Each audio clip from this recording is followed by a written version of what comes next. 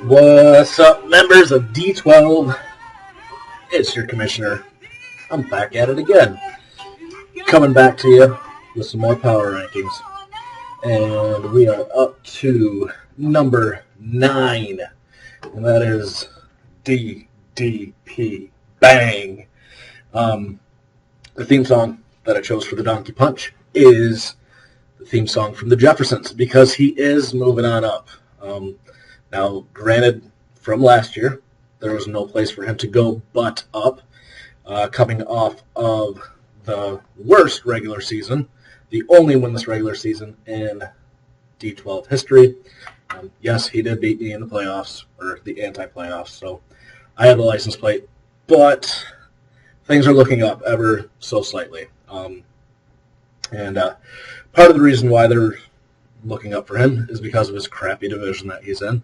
I do not think that he has a better team than Ferguson, but according to my formulas, he's got a better chance of making some noise this year. So, for what it's worth. We'll jump right into his team. We can see the starting lineup here. Is there a single stud on here? Like a single guy that you would consider, surefire top 10 at his position? I'm just not seeing it. We'll start with the quarterbacks. Behind Blake Bortles, he also has Matt Ryan and Paxton Lynch. By this point in his career, we know what Matt Ryan is. He's not a top 5 quarterback. You would think that because he's got one of the best receivers in the game, because of Julio, that he would be putting up consistent, great seasons. It's just not happening. Last year I had stock in him. I thought he was going to be fantastic last year, but I think that ship has kind of sailed a little bit. But that's not a starter. He does have Blake Bortles here. Blake was fantastic last year, finishing in the top 7, I believe, of quarterbacks. I mentioned this during Ferguson's, during the Fear Boners with Alan Hearns. Bortles got a lot of his points in garbage time. I don't know if Jacksonville's going to continue to have that kind of garbage time this year, but if they don't, Bortles' numbers could come back down to earth. He does have one more year with Allen and Julius, and Yeldon and Ivory maybe gives them a little bit better balance. So he could still put up numbers. I have stock in him elsewhere. I'm hoping that he continues to do well, but maybe a season of regression for Bortles. And then his long-term option, his quarterback 3 is Paxton Lynch. Probably not going to factor in at all this year. Moving on to wide receivers. Golden Tate. Mentioned it before. I'm going to mention it again. Calvin is gone. Someone needs to pick up the slack left by one of the greatest wide receivers of all time. Tate last year was a PPR monster. Not a ton of yards, not a ton of touchdowns, but points matter in this league. I look for the receptions to continue for him, as I expect him to get quite a few of the targets that Calvin got last year. If we remember 2 years ago when Calvin was injured, Golden was fantastic. So maybe we see that Golden this year. His wide receiver 2 is Rashard Matthews. There are a lot of mediocre wide receivers on the Tennessee Titans roster. Matthews might be the best out of all of them.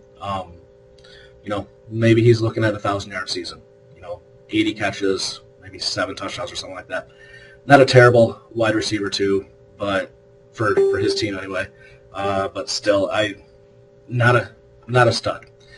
Travis Benjamin, San Diego, can play opposite Keenan. Got Phillip Rivers, got a veteran presence out there. How well is he going to fit into that offense remains to be seen. If we look down at his flex spots, he does have Kevin White down there. An enigma, an unknown. Missed all of his rookie season last year. He's got potential, but it's unrealized potential at this point. If we look a little bit further down in his wide receiving core, he does have Marcus Wheaton, which could be a good play in Pittsburgh. He's got Nelson RRR, which is kind of being forgotten already in Philadelphia. Mike Thomas. No, this is not Michael Thomas. This is Mike Thomas on the Rams. Maybe more of a future pick. And Kendall Wright, which he's moving down the the wide receiving core slots in Tennessee. So some nice guys here, knowing that I'm too excited about this year, and quite frankly, knowing that I'm overly excited about for the length of their contract, other than Kevin White. Kevin White and his potential, I think, is his best future play, but no one's super fantastic this year. Over at running back, maybe even it is thinner than his wide receiving core. Perpetually injured Ryan Matthews heads this up. His running back 2 is a third down back. Granted, he caught a crap load of balls last year and with Theo Riddick. Will that continue? He is a nice PPR option, but again, not someone that I want to roll out as my running back 2 for any significant period of time. He does have Frank Gore down there, who's got to be like 42 years old by now. On his bench, he's paying $51 for Chris Ivory, who will battle Yeldon in that offense. Ivory probably will get the early down work. I don't see him getting a ton of receptions, though. And again, he's tied to that Jacksonville offense. Chris Thompson, Kenneth Dixon. Is he injured already? Maybe that's more of a future play. Reggie Bush, running back 2 in Buffalo. When McCoy gets injured, not if, but when McCoy gets injured, he could be a sneaky play. Kadeem Carey and Chris Johnson would be due. So maybe a deep running back core, but again, nothing super fantastic. There's just nothing about this team that gets me moist and excited. So he's got a lot of guys he can play, but not a whole lot of guys that are going to carry him to too many victories. Going over to tight end, Tyler Eifert, already injured, but still that's his best option because his other 2 options are Austin Seferian-Jenkins, who is losing out to Cameron Brate for the starting tight end in Tampa Bay already. He was supposed to be the future tight end there. ASJ was. It's not happening in Tampa. And then Tyler Higbee, who is on the Rams, and they're just terrible offense. So, and is still behind Lance Kendrick. So I don't see either one of those 2 guys doing a whole lot this year. If Eifert goes down, he's really, really going to miss him.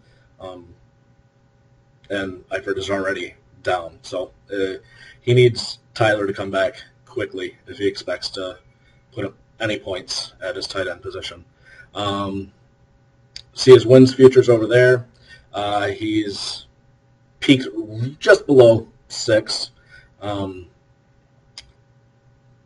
And the only reason why he's that high is because he gets to play St. Louis twice and he gets to play Seattle twice. I can't get over how crappy this division is.